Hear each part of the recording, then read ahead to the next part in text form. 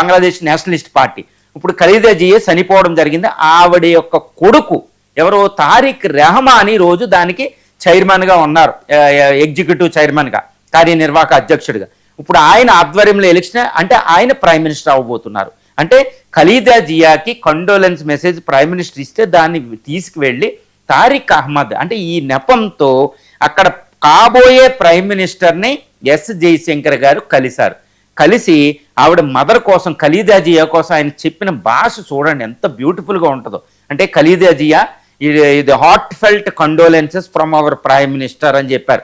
మా నుంచి మా ప్రైమ్ మినిస్టర్ గారు మీకు ఇలా సంతాప సందేశం పంపారని చెబుతూ, ఐ హోప్, అంటే చాలా మేము ఆశావాహ దృక్పథంతో ఉన్నాం, ఈ యొక్క ఖలీదా జీ యొక్క values and vision will continue.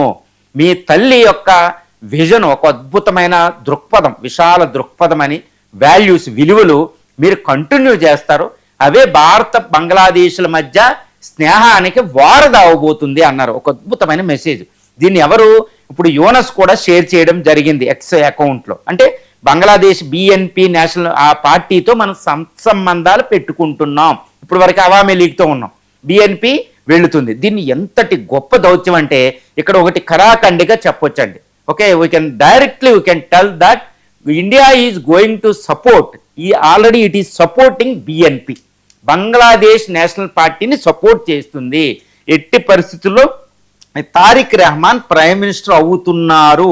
ఈయన అయిన తర్వాత భారత వ్యతిరేక స్టాన్స్ తీసుకోలేరు, ఎందుకంటే ఇప్పుడే భారతదేశం సపోర్ట్ చేస్తుంది, గుర్తుపెట్టుకో.